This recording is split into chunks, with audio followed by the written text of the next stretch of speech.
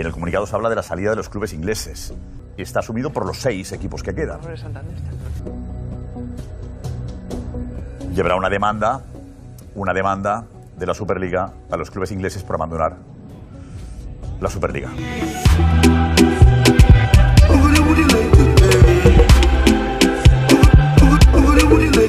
Hello à tous, ravi de vous retrouver dans la quotidienne. Et chez les Anglais, c'est le Brexit, même dans la Super League. Les 6 clubs anglais se sont retirés du projet de Florentino Pérez avec une pluie de communiqués officiels publiés dans la nuit et des excuses de la part d'Arsenal et de Liverpool.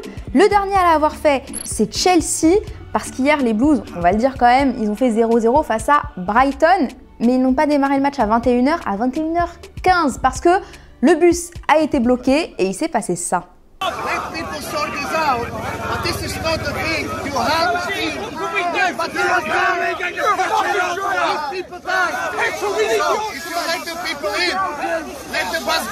Vous aurez reconnu le grand Petr Cech et la mobilisation massive des supporters. Grosse répercussion dans le monde du foot après la mobilisation aussi des joueurs. Regardez du côté des Reds de Liverpool avec ce matin la prise de parole du propriétaire John Henry.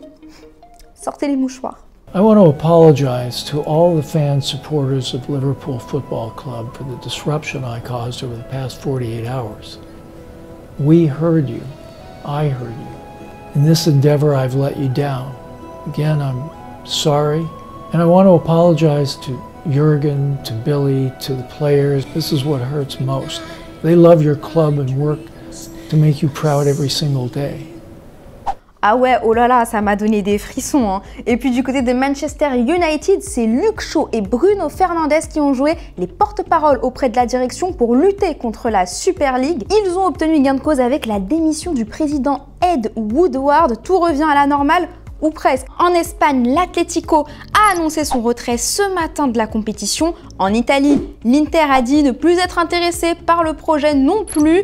Le Milan AC a fait un mea culpa sans dire littéralement qu'il quittait la compétition, mais on l'aura compris. Chez la Juve, c'est la même chose, on se retire du projet, mais pas de mea culpa. On nous dit attention, vous verrez, dans 10 ans, c'est nous qui avions raison.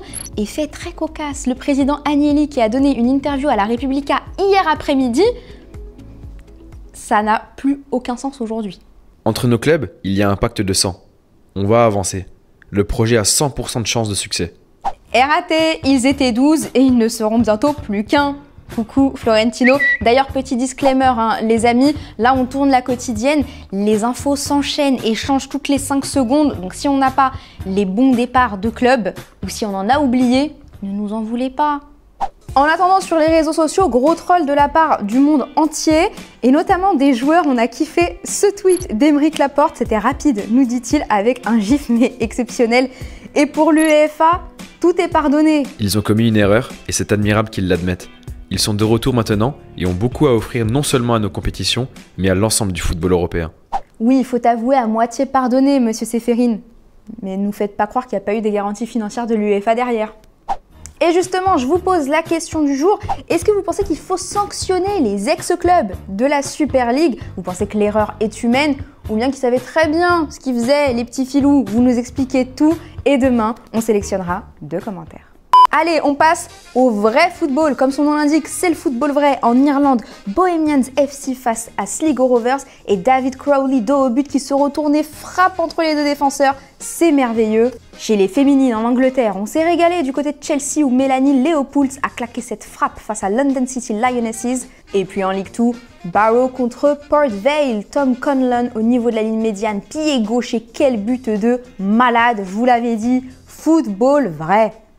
Hier, il y avait de la Coupe de France avec l'exploit de Rumilly qui a battu 2-0 Toulouse. C'est fou, c'est pas en Super League quand même qu'on verrait ça et c'est l'équipe qui nous le dit ce matin. Et puis c'est fini pour le Canet en Roussillon battu par le Montpellier d'Andy Delors. Et Andy, il nous a régalé avec ce tweet. Vous avez un super coach, un super groupe, vive le football et vive la Super League out. Mais quel roi, magnifique. Et un mot du tournoi de football des Jeux Olympiques de Tokyo, parce que ça arrive vite, c'est du 22 juillet au 7 août. Tirage au sort ce matin pour nos Bleuets. Les espoirs se retrouvent dans le groupe A avec le pays organisateur, le Mexique et l'Afrique du Sud. Bonne chance.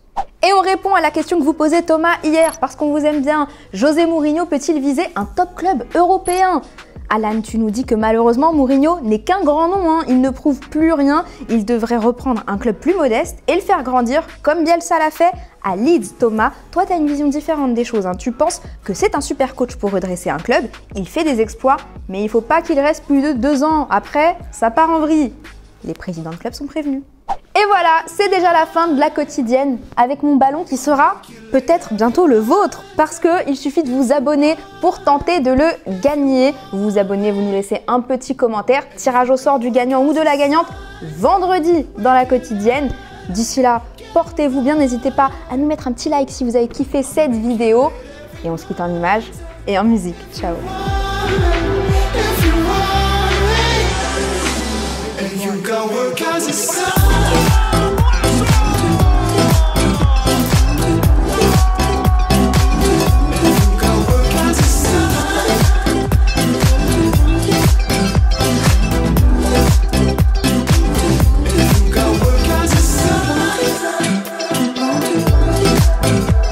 Et si tu veux en voir plus, t'as juste à cliquer ici, ouais, là, ou bien juste là. Et surtout, oublie pas de t'abonner. C'est ici et c'est gratuit.